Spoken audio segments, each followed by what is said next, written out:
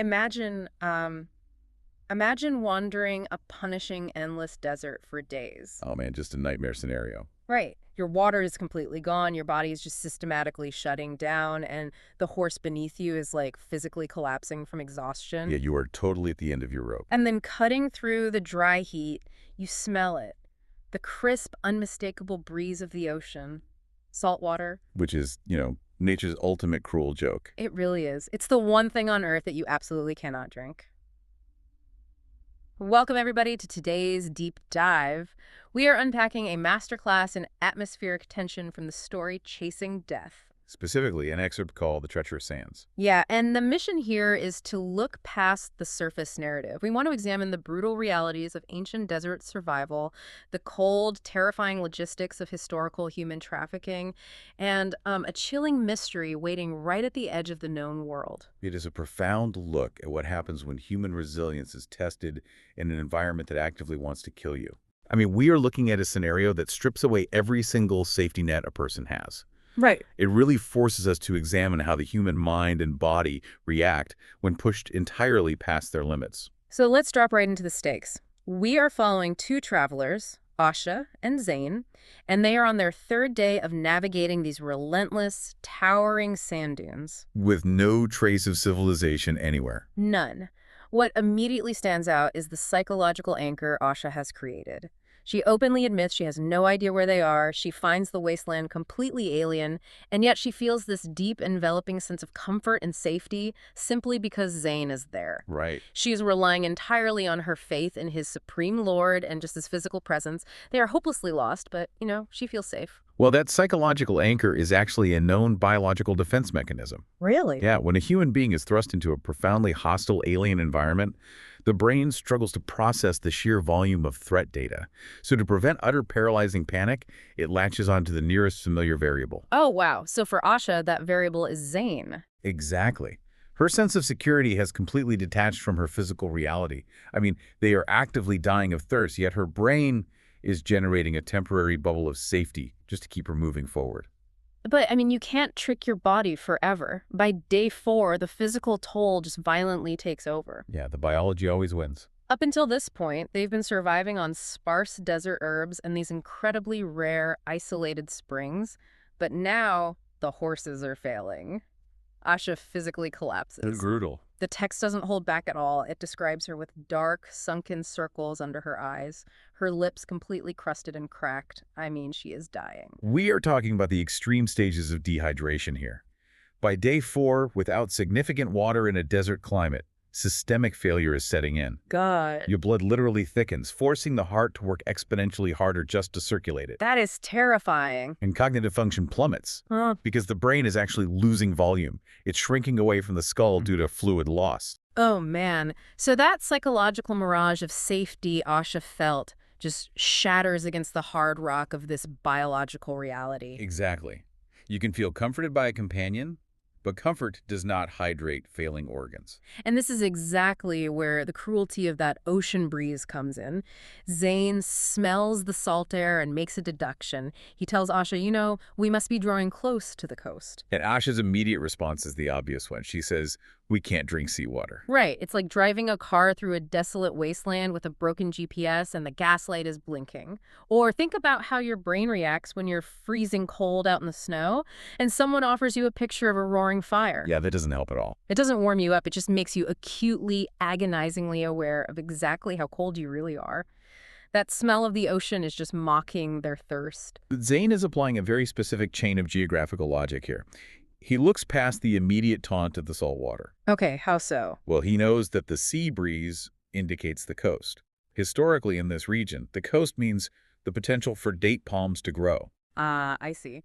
And where there are lush date palms surviving in an otherwise arid environment, there has to be a freshwater spring feeding their root systems. Right, so it's a calculated deduction. It is, but it forces him into an impossible corner. Yeah, and I struggle with Zayn's logic here. I really do. You don't leave a dying person alone in a hostile desert just because you smell salt in the air and, hope there's a tree. It definitely sounds reckless. As someone reading this, when he says, "I will go and search for water nearby," every alarm bell in my head is going off. Was this a naive mistake, like a character in a horror movie saying, I'll be right back? Or was it literally the only option they had left? It feels like a betrayal of that psychological anchor we just talked about. Yeah. But let's strip away the emotion and look at the biological math Zayn is doing in his head. Okay. The horses are collapsing. Asha has physically given out she cannot ride. If they both stay put, they both die within hours. Right. Doing nothing is a death sentence. Exactly.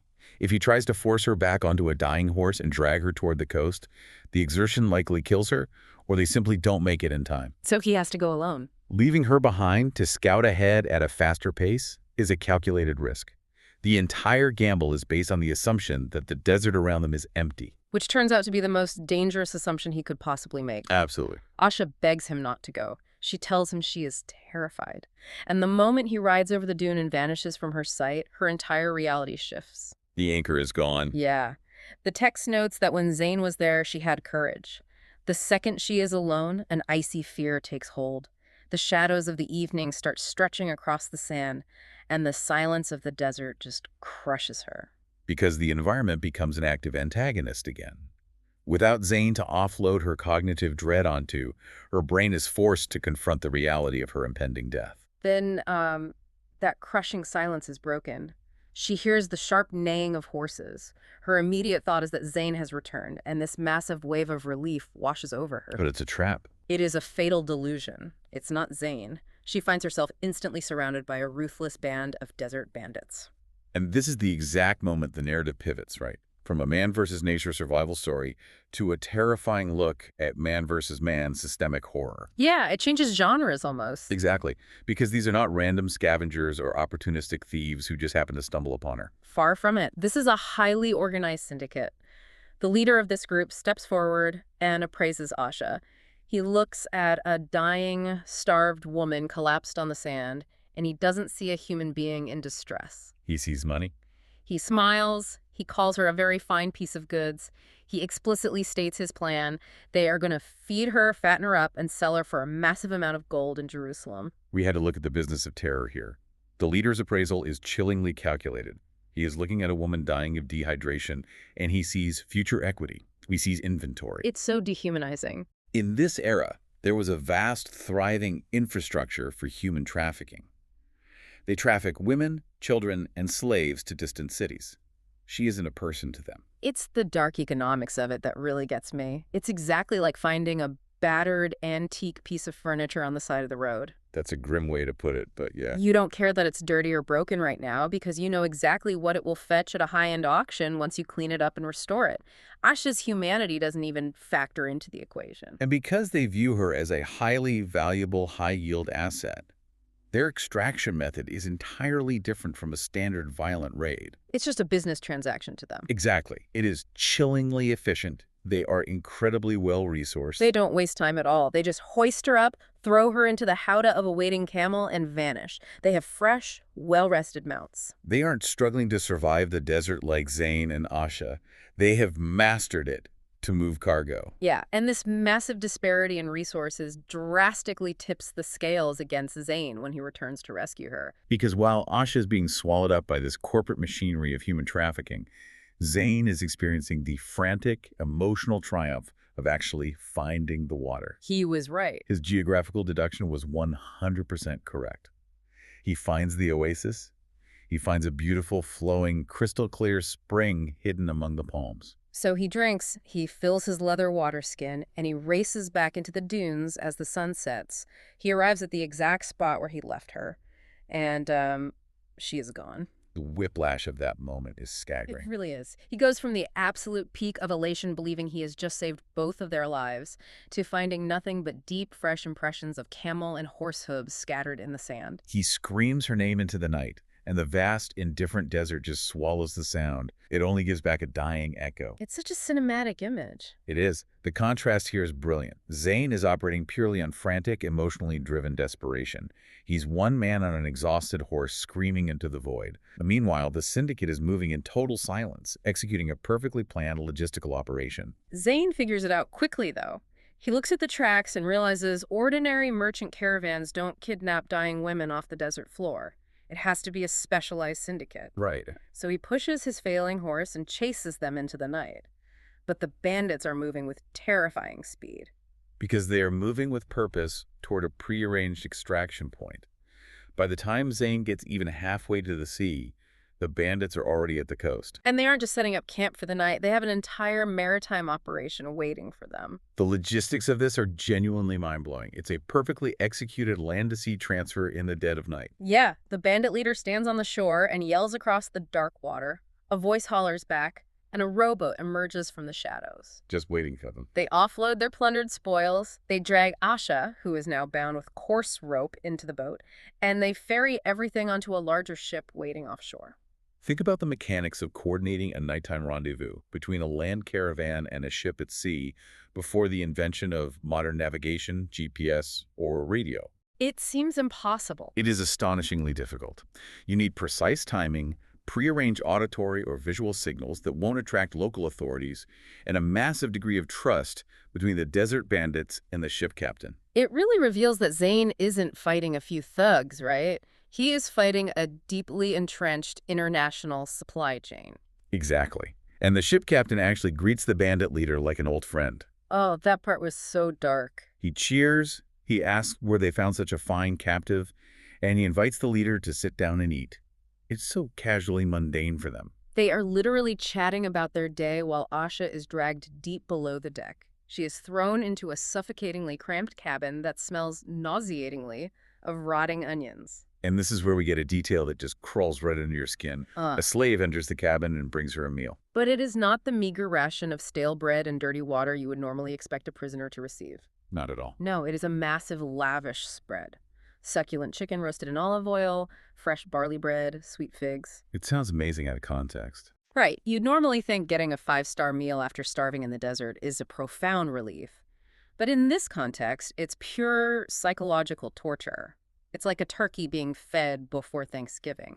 The luxury itself is the threat. That analogy works perfectly here. But it's even more insidious because Asha is fully, consciously aware of the transaction taking place. She knows what they're doing. Yeah, she knows. She is literally eating her own price tag.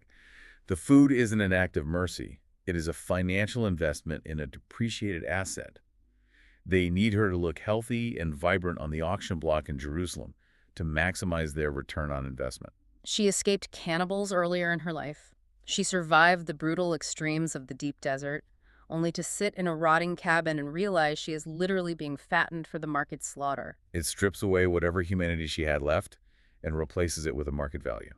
While she is trapped in that cabin, processing the horrific reality of her future, Zayn finally reaches the beach at daybreak. He rides up to the water's edge and just stares at the hoof prints. And they end abruptly at the surf. It's a brutal reality check. Zayn's entire mission, his entire drive through the night, was rescue. But the moment he sees those tracks disappear into the ocean, that mission is dead. You cannot ride a horse across the sea. No. He is forced to instantly rewire his brain from savior back to survivor. And that requires an immense amount of psychological elasticity. Yeah. Most people in that scenario, exhausted, dehydrated, having just lost the person they swore to protect to an insurmountable obstacle, would simply break. They would just give up. They would sit down on the beach and surrender to the elements. Mm. But Zayn doesn't. He processes the bleak reality. He accepts that Asha is beyond his reach for now, and he makes a highly pragmatic choice. He refuses to go back into the deep desert that almost killed them. Right. He decides to trace the shoreline eastward. He sets a new goal poem: find a boat traveling to Mohenjo-Daro in the lands of Sind. And he travels completely alone for 4 days along the coast. Just think about the sheer willpower that takes. It's incredible. On the 4th morning, he spots something breaking the horizon. It's a rugged mountain slightly inland.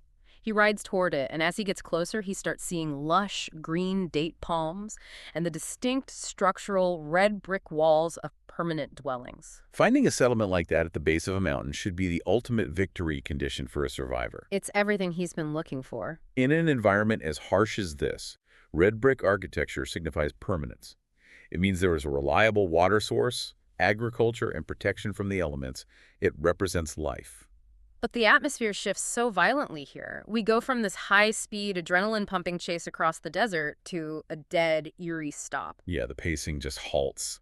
Zayn rides his horse into the unpaved streets of this village, expecting to find people, maybe trade for supplies.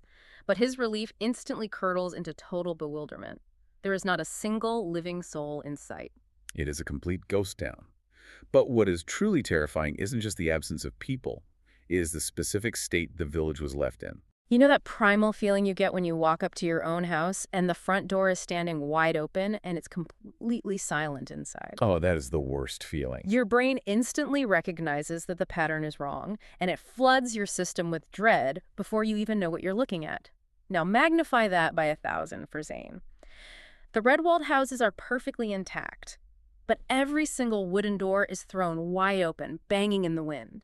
The rooms are completely, inexplicably empty. Because the human brain relies on pattern recognition to assess threats. When you find a ruined village in the ancient world, you can logically deduce the narrative. Right, you look for clues. There was a raid by bandits, a localized fire, or a natural disaster. You can identify the threat and adjust your behavior accordingly. But an entirely intact village with the doors left open. It doesn't make any sense. It suggests a sudden, catastrophic interruption of daily life. Like everyone just stood up from their dinner tables and vanished mid-sentence. Precisely. In a brutal survival environment, a red-walled house and a date grove are the literal difference between life and death.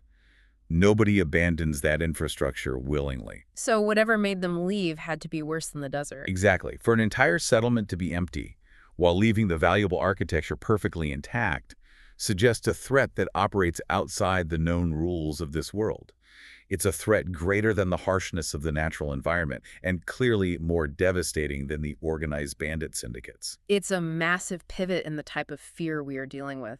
We transition from the vast, terrifying emptiness of the ocean, which represents a physical barrier, to this deeply claustrophobic psychological emptiness of the village. It's so unsettling. It really leaves you with this heavy, lingering dread about exactly what kind of environment Zayn has just walked into completely alone. It forces us to question the hierarchy of danger here. We've analyzed the slow biological terror of the dehydration in the desert. We've broken down the fast, organized, systemic terror of the human trafficking syndicate. But this empty village represents the ultimate horror, the unknown. It is the horror of the void.